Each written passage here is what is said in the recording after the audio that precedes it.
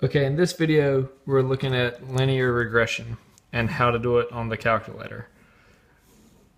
So the question would be, well, the whole setup would be, I give you a set of data. In this case, I'm giving you years and I'm giving you the population. So this is kind of like a census. And then a question would be, what is the predicted value of the population in 2000 and 2010? And they could break it down.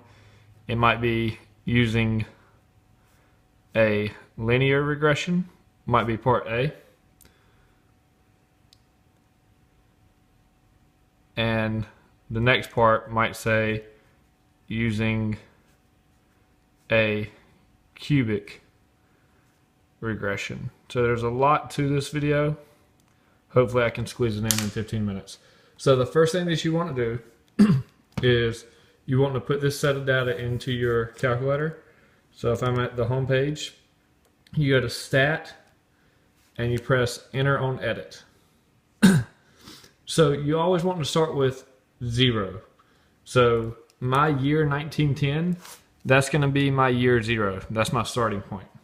And then, so if 1910 is the start, 1920 is 10 years later, so my next one would be 10.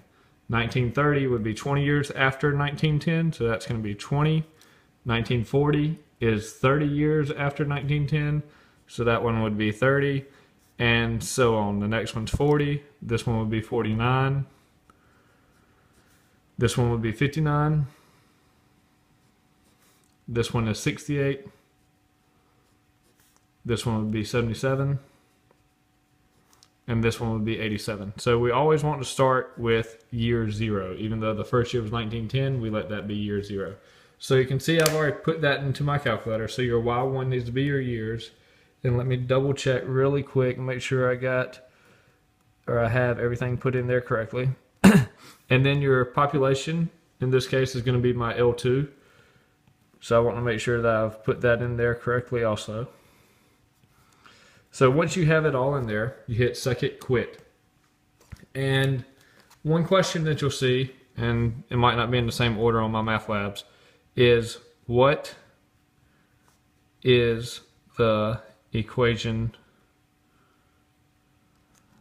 that best fits the graph?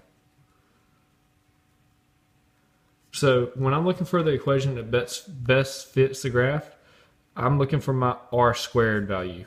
So R squared, and I should have put the word value behind it, but I'm looking for the R squared value. So to find the R squared value, you have to make sure that your diagnostic is turned on your calculator. So to do that, you hit Second, Catalog. I need to go all the way down to diagnostic. One way to do that is just go ahead and press this X1 because that's the D. And that takes me to the D's, and then I need to find the word diagnostic and make sure that my diagnostic is on. So I press Enter. And one more enter. So my diagnostic is on. So then to find which value has the best R squared, you press Stat, you go over to Calc, you go down, and we're going to check these 3. We're going to check linear, quadratic, and cubic. If it tells you to check quartic, then you would check quartic.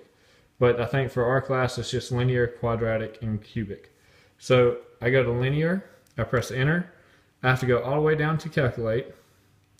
Well, I like to just press Enter all the way down. So press Enter all the way down to calculate. And you get this equation. So this shows you that it's a linear line. It's y equals ax plus b. That's the same thing as y equals mx plus b. That's the equation of a line. But it's telling me that my a is this number, 4.7179, and it keeps going. So if I look at my linear graph, it's y equals ax plus b. But my A is this number, so I plug in that number. And my B is that 89 number. You can see your B right here. So you would plug in that number. So if I was writing it out by hand, this would be the equation of my linear graph. All right, so that would be my linear graph. But right now, I'm just trying to figure out which one is best fit. So I look at my R squared. What R squared shows you is pretty much the accuracy of the graph. So this R squared value is 0.93. So I wrote it right here. So that pretty much means that this graph is 93% accurate. So my linear line is 93% accurate. So I'm going to hold off on that right now. And I'm going to go check the other one. So to check the other one, I did that kind of quick. you hit stat, go over to calc. I just did linear, so now I'm going to check the quadratic. So press enter all the way down. My R squared value for the quadratic one is 95%. So I did quadratic last. So it's 0.95, which means that's 95%. So I want to keep that in mind. And then I'm going to check my cubic one. So I'm going to do the same thing. I'm going to hit stat, calc, and I'm going to check the cubic one. And the R squared value for cubic is this right here, 0.987. So pretty much that's telling me it's 98.7% accurate. So the line that's most accurate is going to be the cubic equation. So what I mean by most accurate, if I want to look at this list of plots that I just put in, I can go to y equals, and I can make sure that plot is highlighted. And most calculators are already set up on scatter plot. And you can hit zoom and go down to stat, and you can see the shape that this set of data gave me. So if I go back to the y equals and I plug in this equation right here, that'll give me the line that represents that plot. So I'm not going to plug in everything, but the next step we're going to want to make sure that we're super accurate. But I'm plugging in the 0.47179x plus 89.11, right? But I rounded everything there, so I'm going to hit graph, and you'll see that this line kind of goes through the data, but it's not really a great fit to the data, right? It's kind of far off this point, and it's kind of far off this point. So the linear graph, this linear line that I just did, was only 93% accurate. But this cubic one that I looked at was going to be 98.7% accurate. So the cubic one is most accurate. So if it says what graph best fits it, it would be the cubic graph. So the beef of this question is asking me to predict the value of population in 2000 and 2010. So it asked me to predict it using this linear graph.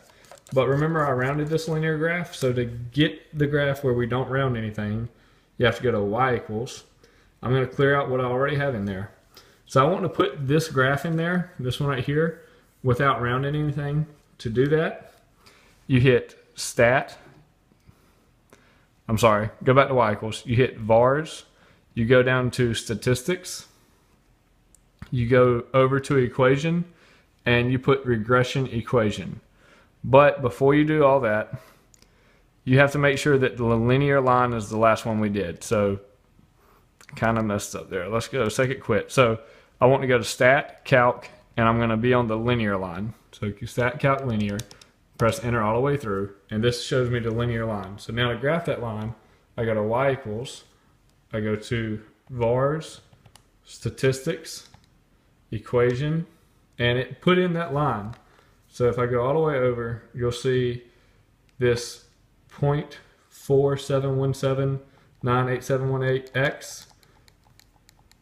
All that's in there, right? So it put in that line, and it didn't round anything at all. So if I hit graph now, it's going to pretty much give me that same line, but this is that line without rounding. So that's the line of best fit for the linear line. So then I hit second table, and if it's asking me for the population in 2000, well, first we have to figure out how many years past 1910 is 2000. So that would be 90 years past it. So I can go to 90, or I can go back and I can hit second, trace, and go to value, and I want my x value to be 90.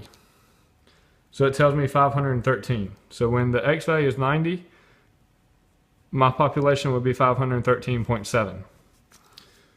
For 2010, that's going to be 100 years past 1910. So I would just do the same thing, second, trace, value, and I want to see it 100 years.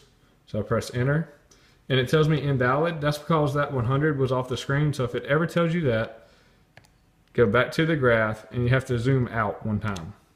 So evidently 100 was past that. So if I zoom out one time, now I can hit second trace, value, type in 100, and it should give me an answer. So that's 560.9. So that means my prediction using the linear graph In 2000, there's going to be 513.7 population. In 2010, there's going to be 460.9 population. But for this one, the linear graph wasn't actually the best fit. The cubic graph was the best fit. So let's see what the cubic graph looks like. So I want to do the same thing. Right now it's on the linear, so I go to y equals and I clear that one out because I don't want the linear.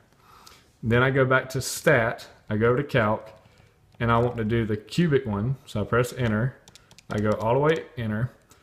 And this one, this is the equation of the cubic graph, where a is negative 0.0016285,158. Instead of having to type in all those numbers, we're going to let the calculator do it for us. We go to y equals, we go to vars, we go down to statistics, we press enter, we go over to equation, we press enter, and it subs in that whole equation. We don't see much of it, but it's in there. That whole equation is all right there. So to look at that one, we're going to press graph. And this one you can see fits my plots or fits my points a lot nicer. Because remember, this one was 98.7% accurate. So you can see the only one that it really misses is right there, and it misses that one a little bit. But everything else is pretty much dead on. So once again, if I'm using the cubic regression to see what the population is going to be in 2000, I want to do the same thing. So 2000 is 90 years past 1910. So I hit second trace value. I'm going to type in 90, and it gives me this 492.5. And if I was using the cubic one for 2010, remember last time we had to zoom out? So I'm going to zoom out one time because that 2010 wasn't on the graph. So I zoom out and I hit second trace value. And for 2010, that's going to be 100 years. So I type in 100, press enter, and that gives me the predicted population of 461.2. So that's everything for this problem. It's a whole lot. Watch the video a couple times if you still don't get it. There's plenty of other YouTube examples you can YouTube, but hopefully this will help you out.